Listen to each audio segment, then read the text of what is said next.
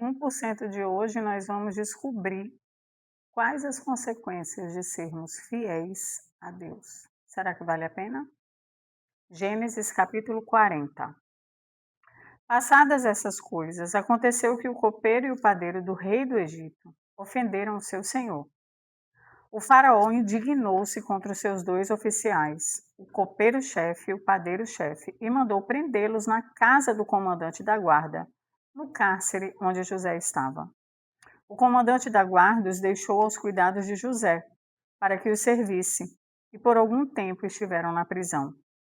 Os dois sonharam, cada um o seu sonho, na mesma noite, cada sonho com o seu próprio significado. O copeiro e o padeiro do rei do Egito, que se achavam encarcerados. Quando José chegou pela manhã, viu-os e eis que estavam preocupados.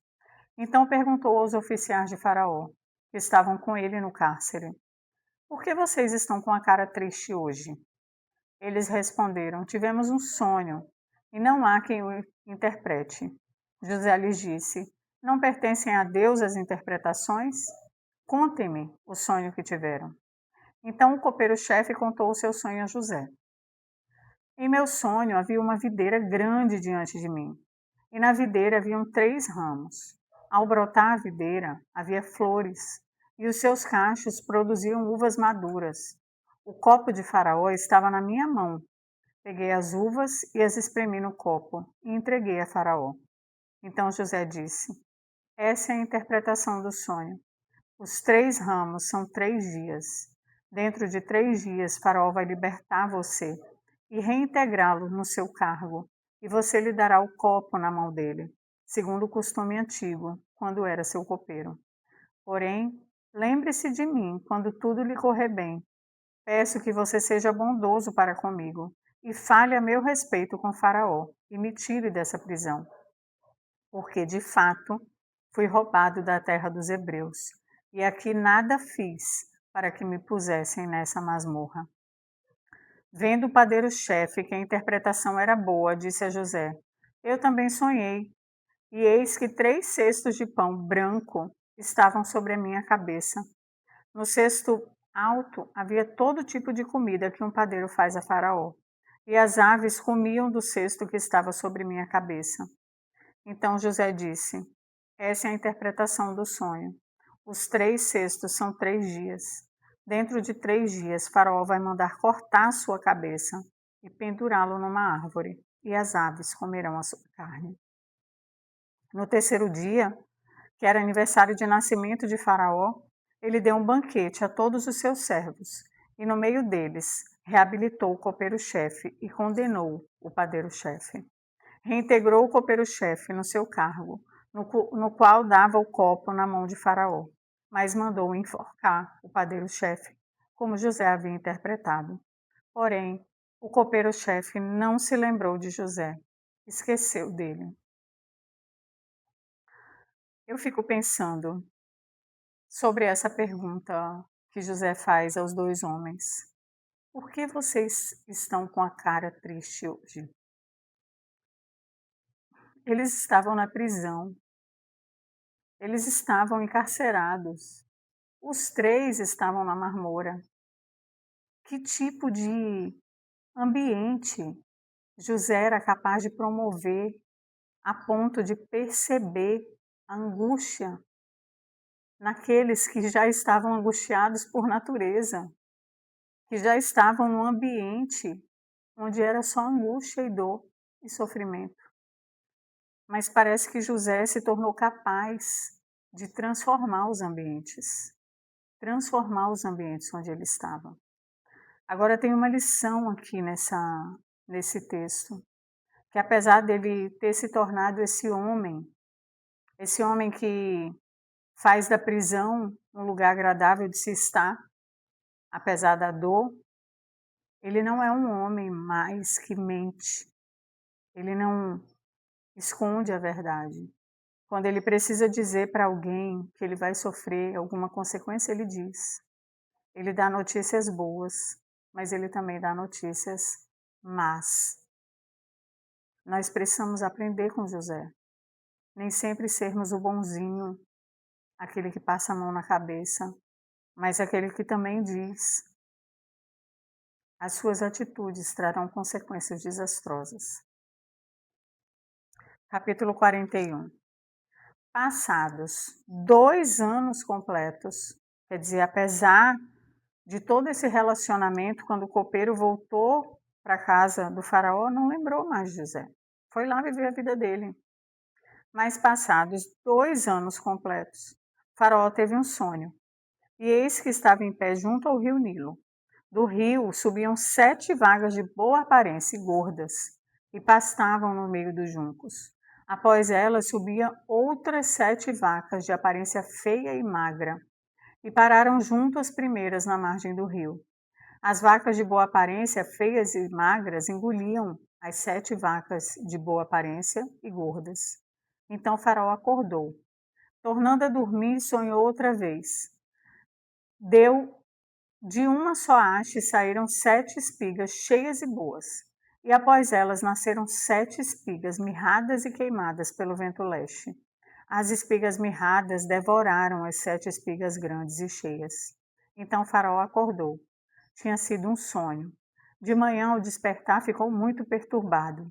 Mandou chamar todos os magos do Egito e todos os seus sábios. Contou-lhes os sonhos, mas não havia ninguém que pudesse dar a interpretação. Então o copeiro-chefe disse a Faraó: hoje me lembro das minhas ofensas. Quando o Faraó ficou irado com seus servos e me pôs na prisão, na casa do comandante da guarda, a mim e ao padeiro-chefe, tivemos um sonho na mesma noite, eu e ele. Sonhamos, e cada sonho tinha o seu próprio significado. Achava-se conosco um jovem hebreu, escravo do comandante da guarda.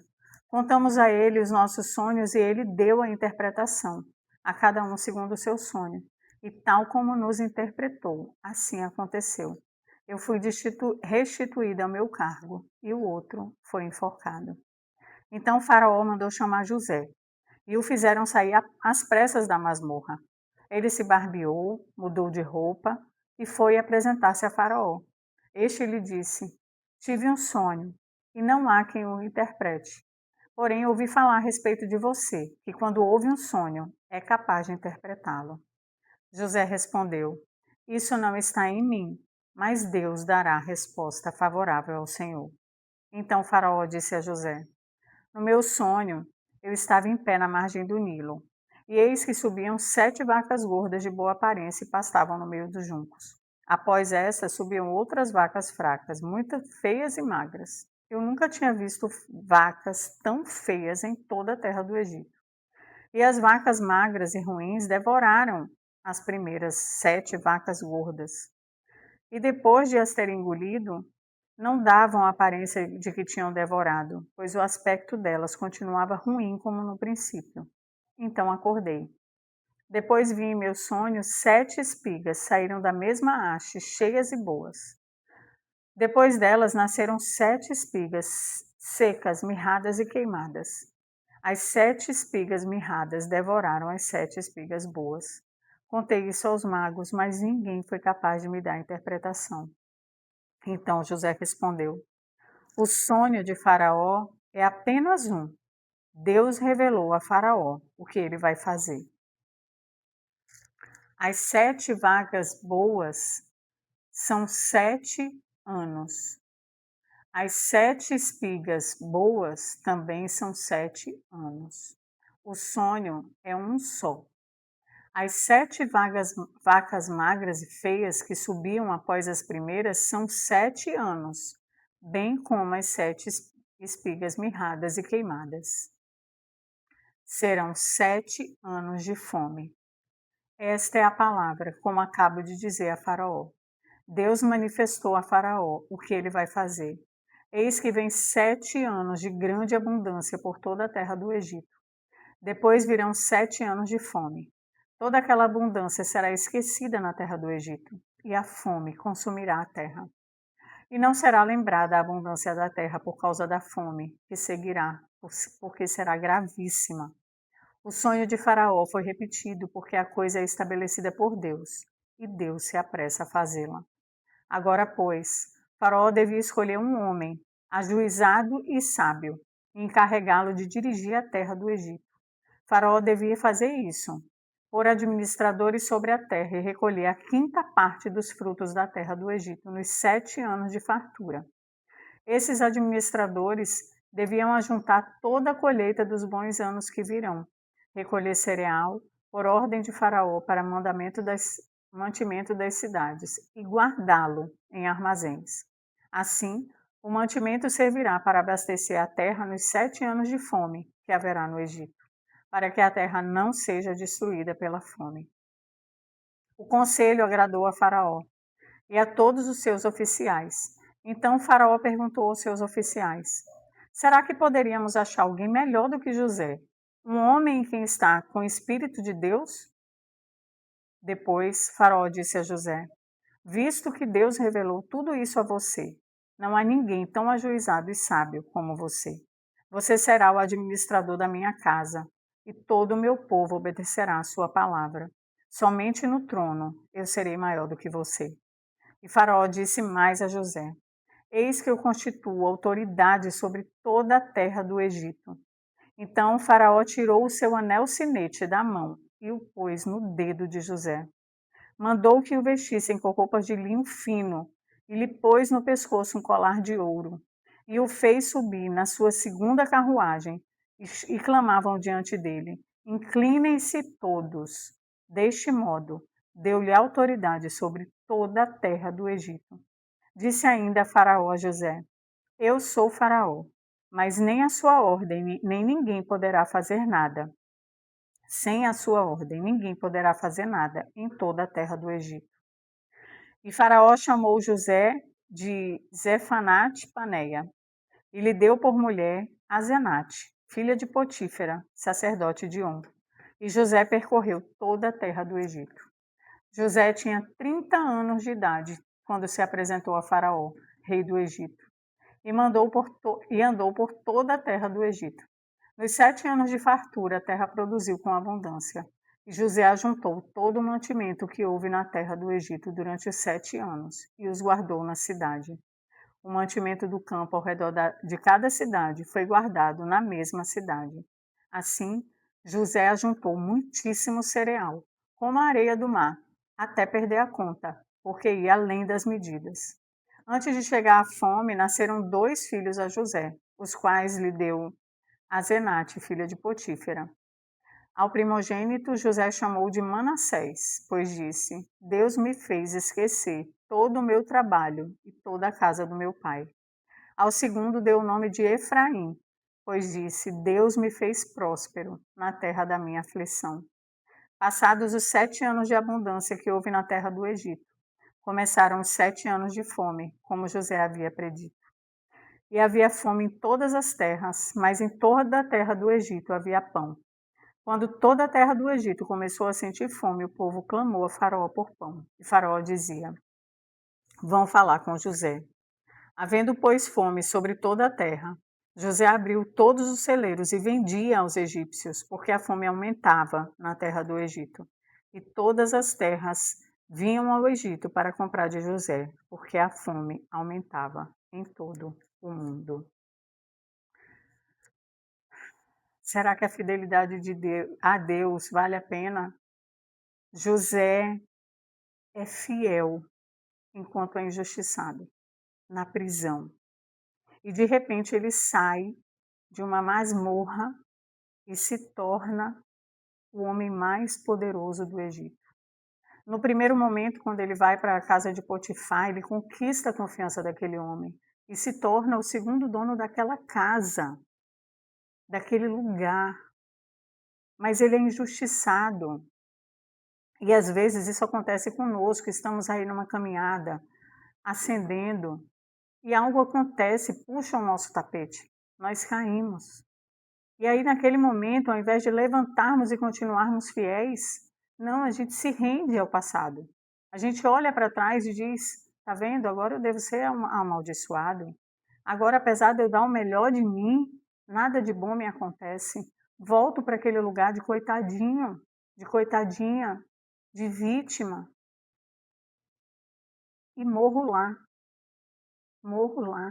Mas não é isso que Deus quer para nós. Ele quer que a gente mantenha a nossa fidelidade mesmo naquele lugar onde parece que estamos perdidos. Ele quer que a gente mantenha a nossa fidelidade a Ele, a Deus, e reconheça que é Ele quem cuida de nós, apesar de estarmos num ambiente onde pareça que nós estamos totalmente abandonados.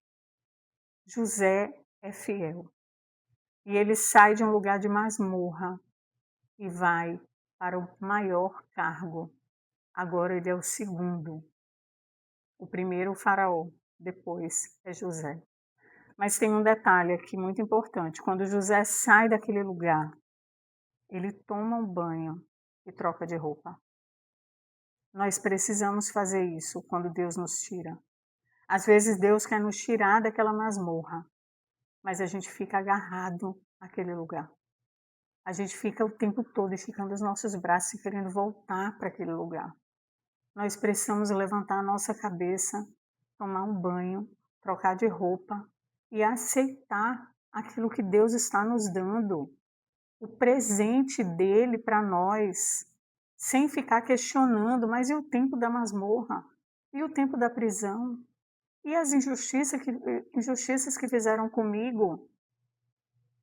Precisamos receber o presente de Deus, tomar posse, tomar esse banho, trocar de roupa e aceitar as vestes novas que Deus nos dá. É Ele quem nos dá. Entenda, Deus tem mais para nós do que podemos imaginar. Esse capítulo encerra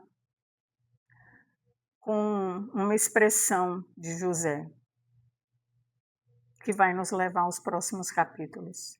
Deus me fez esquecer todo o meu trabalho e a casa do meu pai. Me fez prosperar na terra da minha aflição. Na verdade, José não esquece a casa do seu pai, mas ele prospera na terra da sua aflição. Se você passa por um momento de aflição hoje, Deus quer fazer você prosperar a partir daí. Amém? Amanhã nós vamos para os próximos capítulos, porque ainda tem muitas emoções para a gente viver aqui junto com José. Até amanhã. Deus abençoe.